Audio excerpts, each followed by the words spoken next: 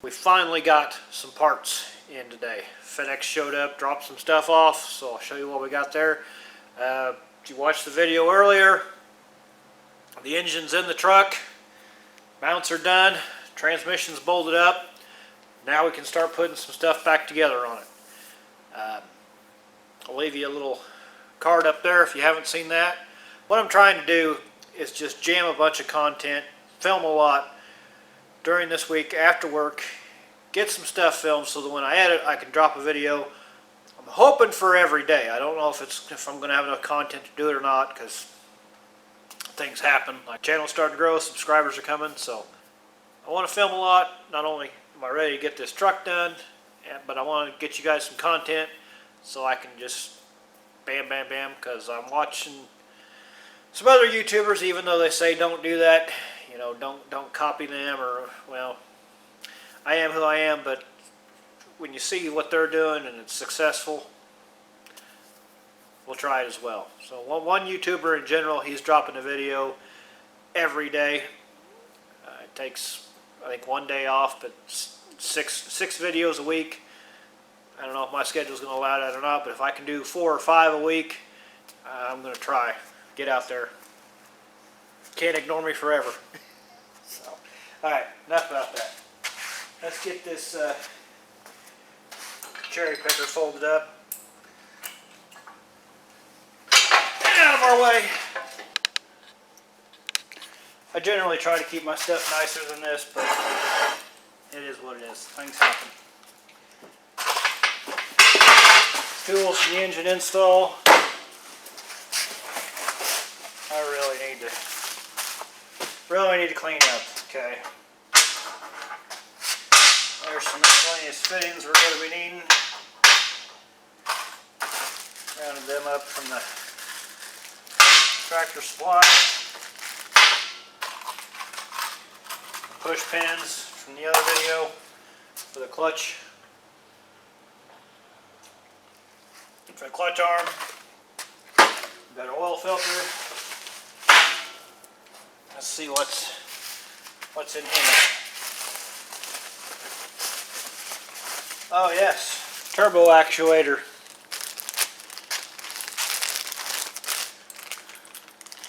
Our other one is smashed right about here, where the wheel came off the cherry picker. Engine came crashing down, cost us a harmonic balancer and the turbo actuator.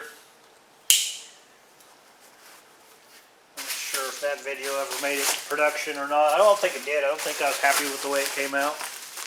But long story short, putting the engine from the cherry picker over to the engine stand. Lost a wheel. When we lost the wheel, it shock loaded the chain broke. Engine came crashing down, landed on the harmonic balancer, and then tilted over and took out the turbo actuator. So about $150 screw up, but it could have been a lot worse. I still have all my appendages. Got a dent in our new concrete, but you know what? It's a shop. It's going to happen. Okay, Rock Auto order. Upper radiator hose, lower radiator hose, circ belt, new tensioner, and our water and fuel sensor. We bought our fuel filter because I'm an idiot and I threw it away. Much as I try to tell myself not to throw anything away till the project's done, you know, sometimes it's late at night. You see, I'm what you would call fat, so I don't like to walk any more than I have to. Now that we got our toolbox a little closer, now we can get to work. That's not the right size. Tighten that up. Secure that later. Now we've got down here on the bottom, originally these trucks had, when it was in the Dodge, not these trucks, this engine, when it was in the Dodge, had coolant tubes that ran here down to here along the top, and the heater hoses to the heater core. Well, we're just going to run it the way GM did, with heater hoses from the heater core to the top of the engine. This Dodge truck that this engine came out of was an automatic, and it had the heat exchanger for the automatic transmission on this side. We deleted all that because we've got a real man's transmission in this truck. The Millennial anti-theft device, otherwise known as a stick shift.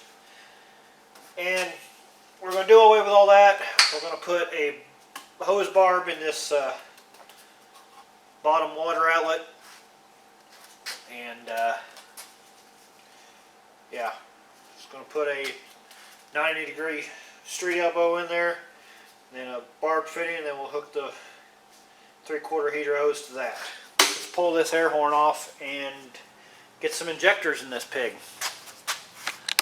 We had a local injector shop rebuild our injectors. We gave him the factory injectors. He went through, rebuilt them, and put the put bigger nozzles on it. We did the 5x12 nozzles, which is just one step above the 215 nozzles, and he gave us a kit that comes with the new copper sealing washers. Also comes with the rubber dust seal that goes inside the injector hold down nut. So we'll put that together.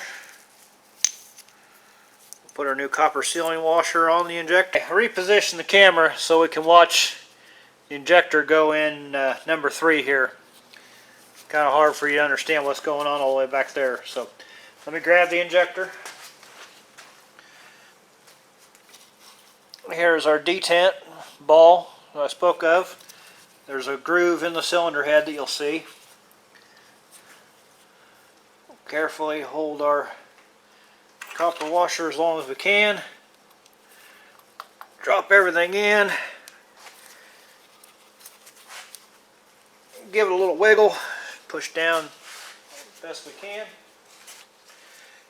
Make sure the old dust seal is out of the groove in the injector hold down.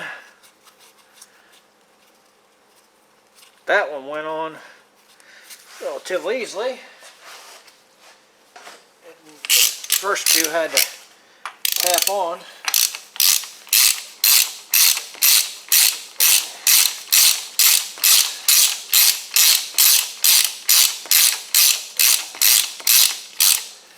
Tighten that down.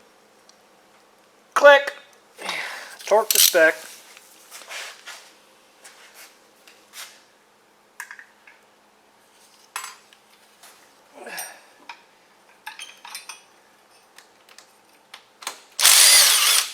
That bolt has to come out.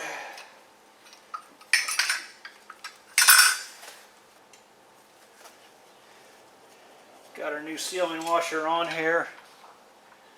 Came in our gasket kit. Just going to start that for now.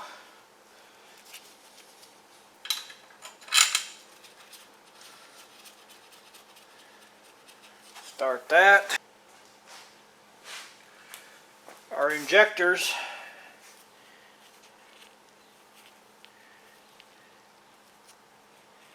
came with, there's just no good way to show you that. Came with these new horseshoe washers. They go over the return line like so, with a bolt that you bagged and tagged, because you've seen that tech tip on RICO'S garage.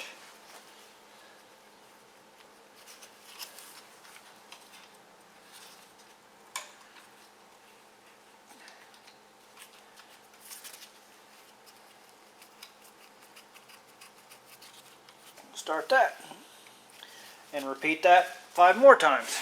Put our injector lines on. I was originally going to going to go through all the trouble of cleaning these off.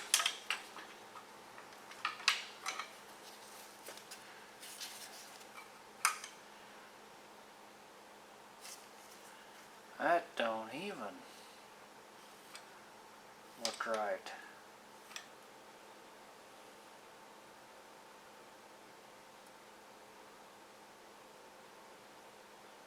I'm an idiot. Intake's on wrong. As long as we can fix it without ripping the gasket, everything will be all right.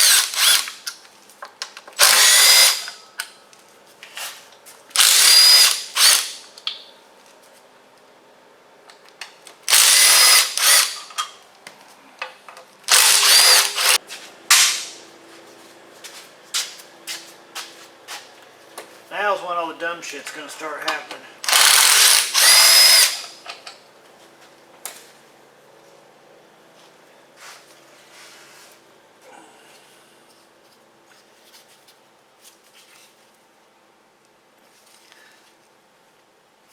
I'm gonna rip this gasket. Then I'm really gonna be pissed.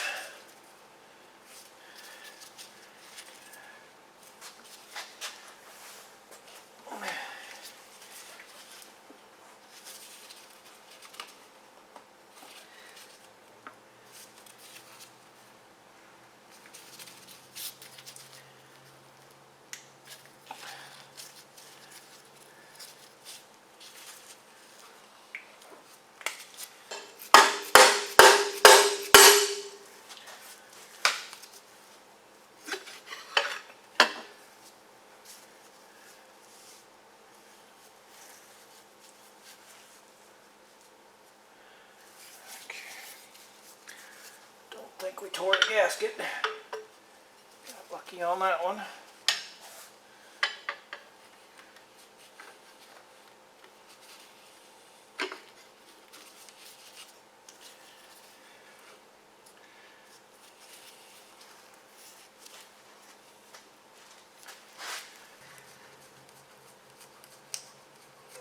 Nothing that can't be fixed.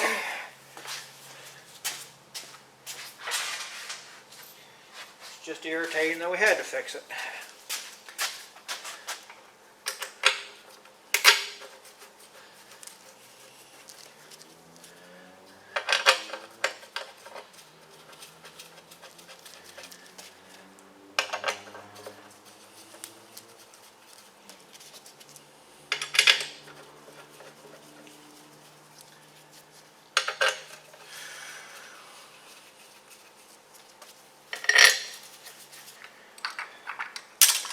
There we go, that works a lot better.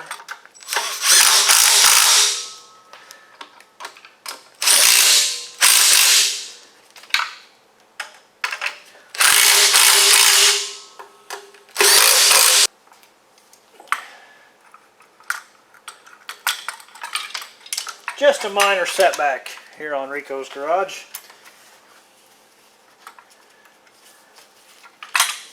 Nothing that couldn't be fixed. I'm going to do the injectors first.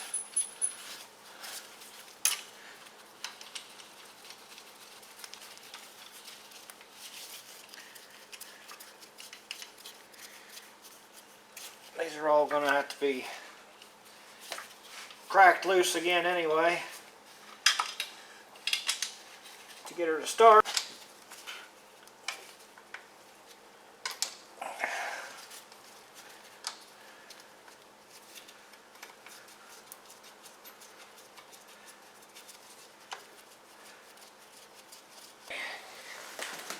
Put the air horn on.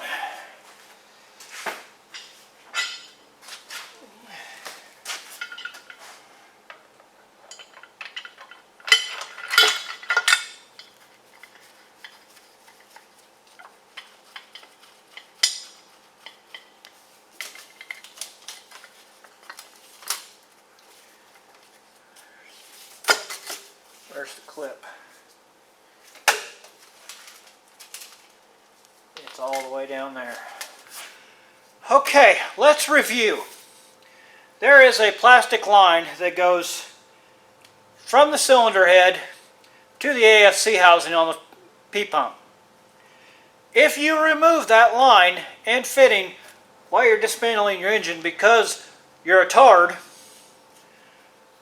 please do yourself a favor and put it back on before you put the P-pump on. If you don't do it before you put the P-pump on, okay. Put it on before you put the fuel lines and the air horn on.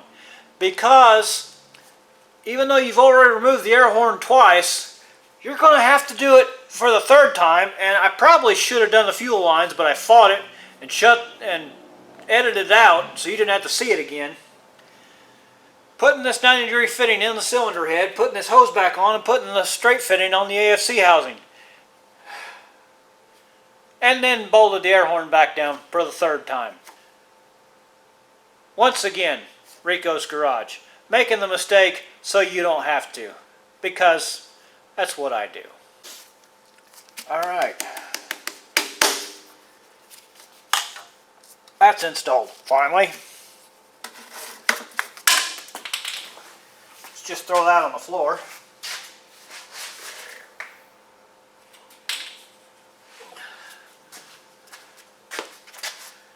Let's go ahead and put some oil in it.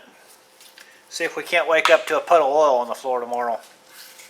Okay guys, I think that's a good place to stop for tonight. Tomorrow's video we're going to be doing more of the final detail stuff. I know it's not real technical, but there's a saying that Steve Darnell from Welder Up has, and it's the last 10% of the build takes 90% of the time. And that's the stage we're at now. Just all this little stuff is adding up. But before I go in the house tonight, I'm going to pull that alternator off so I can take it to O'Reilly's and get another one. Because I found out looking around there, we've had some more damage when it fell off the cherry picker. The alternator's got an ear broke off, so I'll get that taken care of. The balancer still has to show up from eBay. We've got the radiator hoses.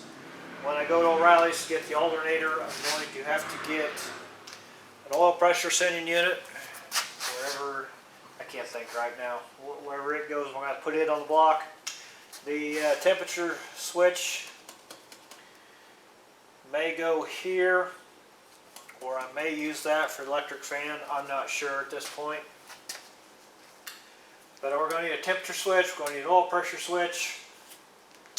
Starter I have, just need to clean it up, put it on there so we can do that. I have everything to rebuild the turbo, so we'll try to tackle that tomorrow, get the turbo on there. The transmission is still, transmission cross member, got to get it bolted up, may have to drill some holes for it. I don't know yet where it's going to sit. Power steering, we said we're going to do that when we do the core support, clutch, master cylinder. I've got a new line for it in the back of the truck. We'll run a line from the master cylinder to the slave, if the slave's new, when we put the 4500 in with the 8.1. So again, a bunch of little stuff, but it's all crucial. So we'll get all that installed. Get as much done as we can with the doghouse off because it's just so much easier to work. Be sure to like, comment, subscribe, share the video if you know anybody that could benefit from this information, or if you just want to pass it along and say, hey, watch this idiot. But hopefully you found something on here that can help you with your build, and yeah, we'll catch you tomorrow.